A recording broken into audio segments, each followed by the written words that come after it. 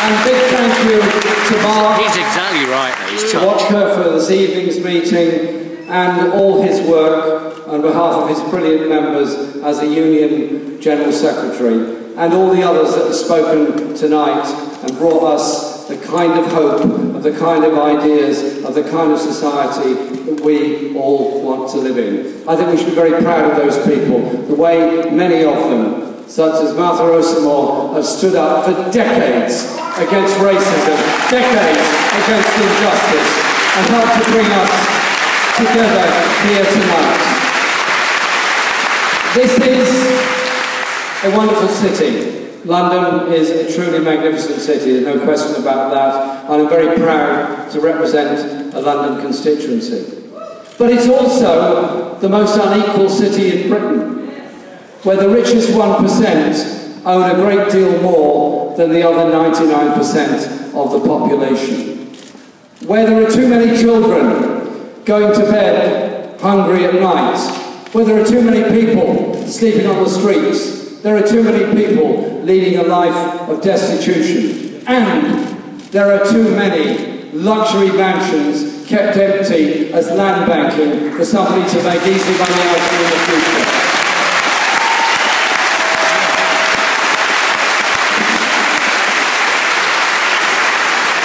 And so we have to do something about that. We have to do something about the levels of air pollution. We have to do something about the levels of debt, poverty that so many graduates end up facing because of the debts they leave university with. And so many young people leaving college well qualified, unable to find work. So you have to ask yourselves, what's politically on offer? Now, in the general election, I worked very, very hard to try and get a Labour government elected. I spent time in my own community, obviously, and I'm deeply honoured and very humble at the support that we received in my constituency, Islington North, where we had the largest vote, the largest majority, and the highest turnout ever. Probably, and not unconnected, with us saying why I was against austerity and what I thought about the austerity agenda. Because whilst there were good things in the Labour manifesto, and no question about that, there were good things in it, the problem was that underneath it, we had accepted somewhere along the line that the banking crisis of 2008 to 10, which brought down so many banks in this country and so many other places around the world, was brought about by the subprime mortgage crisis, was brought about by greed, was brought about by the lack of regulation. And then somewhere along the line, who's paid the price for that? Who's paid the price? The poorest who've had their benefits cut, the homeless that haven't been housed, the health workers that have been underpaid, the public service workers that have been either made redundant or had wage freezes, those that have been privatised and handed over to zero-hours contracts, those that have been so grievously mistreated. Was it nurses that caused the banking crisis? Was it street cleaners that caused the banking crisis? Was it the unemployed that caused the banking crisis? Or was it the inability or refusal of governments to face up to a financial system that allowed that crisis to be brought about?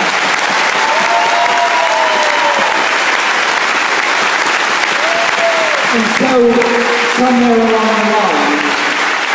along the line, our party, unfortunately, swallowed a lot of that agenda.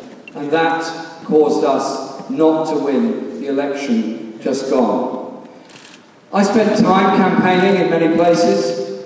I went to Thanet, I went to Peterborough, I went to Norwich, I went to Great Yarmouth, I went to lots of places. And I had some very interesting discussions with large numbers of people, including some who sadly were tempted to vote for UKIP. They were tempted on one level because it seemed easy for them to blame the latest group of hard-working migrants to arrive in this country for all the problems. And I suggested to some of these people that possibly the shortage of housing, the shortage of school places, the difficulties of getting a doctor's appointment were brought about by the inability, refusal of our society to invest enough in housing, education, health, medicine, and all those things. And you can bring people together. You can bring people together. Move on from the blame culture. Move on to the collective and how things are achieved. How do you think the National Health Service was ever achieved in Britain? Was it achieved because a group of well-educated, well-spoken members of Parliament sat round in the luxurious atmosphere of the members' tea room and said, the National Health Service, that'd be a really good idea. A really good idea, let's do that. No, it was born of people living in desperation in the 19th century who got together to found their own local health facilities. I'm very proud of the Manor Garden Centre in my constituency, long forerunner of the principle of the NHS, a centre developed by the working class community to help people at times of stress. That happened in many other places. It happened in the mining communities, it happened with progressive councils in London, in Southwark, particularly in Bermondsey, where Dr. Salter was such a huge figure in developing health services, the radical London Borough of Finsbury, many, many others. But in the end, it needed something different. It needed a national endeavour. And Aaron Bevan gave us that national endeavour. He made it a national health service, free of appointees, for all time, for all people. And when he was asked, near the end of his life, how long do you think the National Health Service will last? And he said, it will last as long as there are folk prepared to defend it. Well, we're going to be there defending the National Health Service.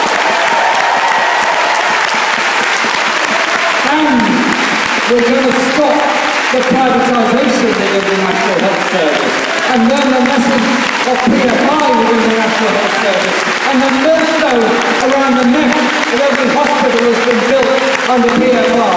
So it's our health service, not one that's on sale, not one that's an internal market. Let's be strong about that. But let's also think for a moment about the levels of poverty and inequality that exist within our society. I get from the response you've just given to the remarks I've just made that you're pretty much in favour of the National Health Service. Thank you. First thing achieved. Second up, welfare. Yeah, welfare. I'm not going to condemn somebody in receipt of disability benefits and call them a scrounger. I'm not going to call somebody who's claiming to that to which they're entitled a scrounger. I'm not going to vote for a benefit cap, knowing full well that the reality of that benefit cap is that it is driving people out of central London and central cities all over this country. And it's a system that essentially, in substantial measure, subsidises low wages and high rents. We can, must and should and will do a lot better. Can't we measure the success of a society by the reductions in inequality, by the improvements in the life chances of everybody, and a society where parents don't face the summer school holidays with that sense of horror because they've got to find enough money to give their kids breakfasts and lunches which are being provided by the school because they don't have enough money to feed their children.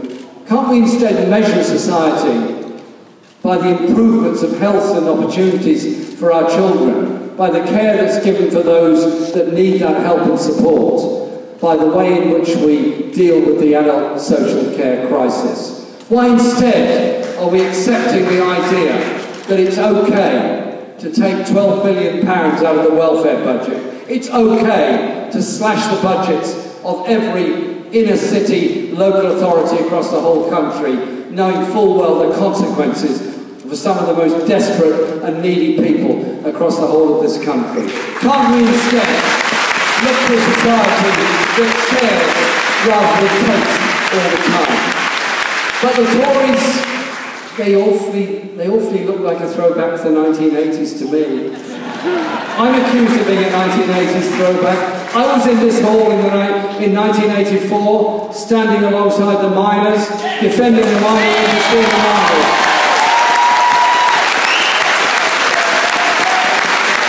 And judging by the appearance of some of you, you were here with me at that time. Welcome back. But welcome also to everyone else that's part of this campaign and what we're trying to achieve here today. So can't we be proud of the idea of a society and a welfare system that protects all and eliminates poverty for all, so we don't pass by on the other side while fellow citizens sleep on the street and wonder how they're going to survive. We don't pass by on the other side while those with mental health conditions go unsupported and unhelped and end up being put in a secure psychiatric unit and fed a diet of drugs. Can't we do something about a more civilised society? But again, back to the 1980s, Margaret Thatcher and the Tories got elected in 1979, essentially on a false promise. Basically, they were selling £10 notes for a fiver, and a lot of people bought into that. They then went on to damage and destroy trade unions and trade union rights, to destroy the manufacturing base of this country, to establish a financial services economy rather than a manufacturing economy. And so, our campaign is at one level a campaign about one position in the Labour Party. It's also about unleashing hope in many people. Hope that we can develop an economy that does proudly and publicly invest in high technology, invest in green energy, invest in sustainable jobs, invest in our young people, invest in the hopes of all people. And instead of passing quantitative easing to the banks,